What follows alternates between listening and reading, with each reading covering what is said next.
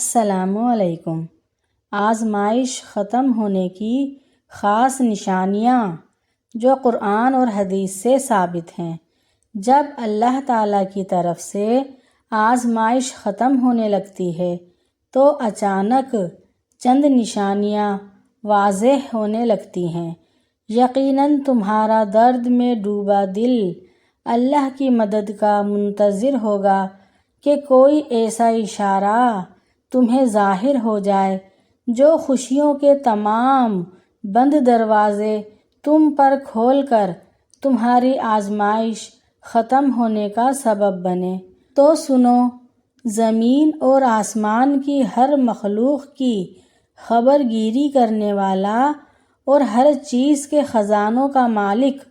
خود تم سے قرآن میں فرما رہا ہے کہ جو کوئی اللہ پر بھروسہ رکھے گا تو وہ اس کے لیے کافی ہوگا، اور اللہ اپنے کام کو جو وہ کرنا چاہتا ہے پورا کر دیتا ہے۔ اللہ تعالیٰ نے ہر چیز کا اندازہ مقرر کر رکھا ہے، اور یہ ہرگز نہ سمجھنا کہ اللہ تعالیٰ اس سے غافل ہے۔ جو کچھ یہ ظالم کر رہے ہیں وہ تو ان لوگوں کو اس دن تک کے لیے مہلت دے رہا ہے جس میں آنکھیں پھٹی کی پھٹی رہ جائیں گی، اور تم ان سے کہہ دو کہ میرے لیے اللہ ہی کافی ہے، اور بھروسہ کرنے والے تو صرف اسی پر بھروسہ کرتے ہیں۔ اور وہ اللہ رب العزت تمہیں قطرہ مانگنے کی ہمت دیتا ہے، تب اس نے تمہارے لیے پورا سمندر تیار کر رکھا ہوتا ہے۔ تمہارے دل میں خیال بعد میں آتا ہے اور اس تک پہلے پہنچ جاتا ہے۔ وہ دیری انہی کے لیے کرتا ہے جن کا مانگنا اسے بے حد پسند آ جاتا ہے۔ ان بے شمار آوازوں میں سے اسے تمہاری آواز پسند آ گئی ہے، اس لیے وہ چاہتا ہے کہ رابطہ تھوڑی دیر اور قائم رہے۔ تو پھر دیری کی فکر کیوں کرتے ہو؟ اگر وہ تمہاری آواز سننا چاہتا ہے تو تم بھی اسے پکارتے رہو، پھر وہ تمہیں وہ بھی دے گا جس کے لیے تم اسے پکار رہے ہو۔ اور معجزوں کی راہ تو اللہ تعالیٰ آخری سانس تک کھلی رکھتا ہے، تو تم تب بھی دعا کرتے رہنا جب تمہارے پاس قبولیت کی کوئی وجہ باقی نہ رہے، کیونکہ بے بس تم ہو، وہ تو پل میں نصیب کو بدل سکتا ہے۔ اور اگر تمہیں یہ لگتا ہے کہ تمہاری آزمائش طویل ہوتی جا رہی ہے اور ان مشکلات سے نکلنے کا کوئی راستہ تم کو نظر نہیں آ رہا، تو یاد کرو وہ وقت جب اللہ تعالیٰ نے حضرت ایوب علیہ السلام کو آزمایا تو ان کے پاس کچھ بھی نہ رہا، سب رشتہ داروں نے ساتھ چھوڑ دیا، یہاں تک کہ صحت بھی چلی گئی۔ تو اس وقت حضرت ایوب علیہ السلام مایوس ہونے کے بجائے اللہ کی رحمت کا یقین رکھتے ہوئے اللہ کی رحمت کے منتظر رہے۔ اس وقت انہوں نے رب کریم سے یہ دعا کی کہ اے میرے رب، بے شک مجھے سخت تکلیف آ پہنچی ہے، اور تو رحم کرنے والوں میں سب سے زیادہ رحم کرنے والا ہے۔ تو اللہ تعالیٰ نے ان کی دعا قبول کی اور جو تکلیف انہیں دی تھی اسے دور کر کے انہیں بڑی بڑی عطاؤں اور خوب انعامات سے نوازا۔ اور یاد رکھو، اللہ تعالیٰ کا علم اور اس کی عطائیں لامحدود ہیں، اور اس سے کوئی بات پوشیدہ نہیں۔ وہ تمہارے ماضی، حال اور مستقبل سب کو جانتا ہے۔ اور جان رکھو، جو ساری کائنات کی تدبیر کر رہا ہے وہی تمہاری خوشحالی اور بدحالی، عروج و زوال اور تمہاری قسمتوں کے بناؤ اور بگاڑ کے انتظام کو سنبھالے ہوئے ہے۔ قرآن پاک میں اللہ تعالیٰ خود فرما رہا ہے، کون ہے جو بے قرار کی دعا سنتا ہے اور کون ہے جو اس کی تکلیف کو دور کرتا ہے، اور وہ کون ہے جس نے زمین کو جائے قرار بنایا، اور وہ کون ہے جس نے پانی کے ذخیرے کے درمیان پردے حائل کر دیے، اور وہ کون ہے جو خشکی اور سمندر کی تاریکیوں میں تم کو راستہ دکھاتا ہے، اور وہ کون ہے جو ہواؤں کے ہاتھ اپنی رحمت کی خوشخبریاں بھیجتا ہے۔ وہ ہم سب کا رب ہے، وہی ہے شہنشاہ اعظم۔ تو جب بھی تمہیں اپنی زندگی سے شکوہ ہو اور ایسا محسوس ہو کہ جیسے جیت کر بھی تم ہار گئے ہو، جیسے ساری خواہشات ختم ہو گئی ہیں، جیسے سب کچھ کھو دیا ہے، تو یاد رکھنا جو کھو دیا وہ کھونے کے لیے ہی تھا، اور جو بہت دعاؤں کے بعد بھی نہ ملا اس میں تمہارے لیے ہی بہتری تھی، اور تم اللہ کی مصلحتوں کو ٹال نہیں سکتے۔ بے شک وہ تمہارا رب تمہارا مستقبل تمہاری سوچ سے بہت بہتر لکھتا ہے۔ اور جانتے ہو، جب حضرت موسیٰ علیہ السلام نے اپنے پروردگار کو پکارا کہ اے میرے رب، تو میری طرف جو اچھی چیز اتارے میں اسی کا محتاج ہوں، اور یہ دعا حضرت موسیٰ علیہ السلام نے تب مانگی تھی جب ان کے پاس نہ ہی کوئی روزگار تھا اور نہ ہی کوئی رہائش اور نہ ہی کوئی رفیق سفر، لیکن اس دعا کے بعد اللہ پاک نے اپنی رحمت سے انہیں وہ سب کچھ عطا کیا جو ان کی خوشیوں کا سبب بنا۔ اور یہ دنیاوی محبتیں تو تمہاری آزمائش کرنے آتی ہیں کہ تم حقیقی محبت سے کتنے قریب ہو، اور جب تم صبر کے ساتھ اس کی رضا میں راضی رہتے ہو تو پھر وہ بھی تمہیں تمہاری من پسند چیز پلک جھپکتے لوٹا دیتا ہے۔ اور یہ جو تم ہر کسی کے سامنے بار بار صبر اور ضبط کا واویلا کرتے ہو، تو بتاؤ تمہارا صبر زیادہ ہے یا صبر ایوب علیہ السلام؟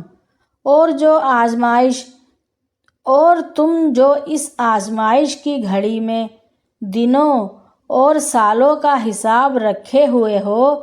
تو ذرا بتاؤ تمہاری آزمائش زیادہ طویل ہے یا حضرت یعقوب علیہ السلام کی،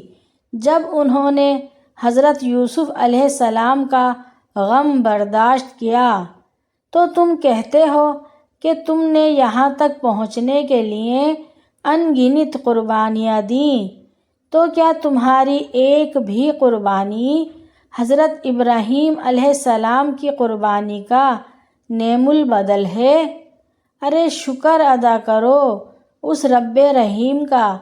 کہ ہمیں آزمائش بھی ایسی دیتا ہے جو ہم برداشت کر سکیں۔ اور جانتے ہو وہ ایسی کون سی 4 چیزیں ہیں جو ظاہر کرتی ہیں کہ تمہاری آزمائش اب ختم ہونے والی ہے، جس میں سب سے پہلی چیز تو یہ ہے کہ جب تمہارا دل بات بات پر گھبرانے لگے اور مایوسی تم پر چھانے لگے، اور ایسے میں تم خود کو مطمئن کرنے کے لیے دوسروں کے درد کا مداوا کرنے لگو یا دوسروں کے درد کا مرہم بننے لگو، تو سمجھ لو کہ تم اللہ کی نگاہ میں آ چکے ہو، کیونکہ تمہارے دل کی بدلتی کیفیت یہ واضح کرتی ہے کہ تمہارے غم اب خوشیوں میں بدلنے والے ہیں، اور اللہ تعالیٰ خود قرآن میں تمہیں اس کا اشارہ دے رہا ہے، اور بھلائی تو انہی کے لیے ہے جنہوں نے اس دنیا میں بھلائی کی ہو، اور جو اللہ کی زمین بہت وسیع ہے، اور جو لوگ صبر سے کام لیتے ہیں ان کے صبر کا انہیں بے حساب انعام دیا جائے گا۔ اور جانتے ہو دوسری خاص نشانی کیا ہے جو تمہاری آزمائش کو دور کر کے تمہیں خوشیوں سے قریب کرنے لگتی ہے، کہ جب تم انتقام کی قدرت ہونے کے باوجود معافی اور درگزر سے کام لیتے ہو اور اپنا معاملہ اللہ کے سپرد کر دیتے ہو، تو جان لو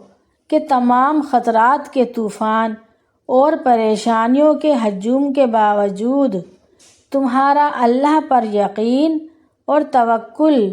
ایسے عجیب اسباب پیدا فرمائے گا کہ تمہاری آنکھیں دیکھتی رہ جائیں گی۔ اور یاد کرو وہ وقت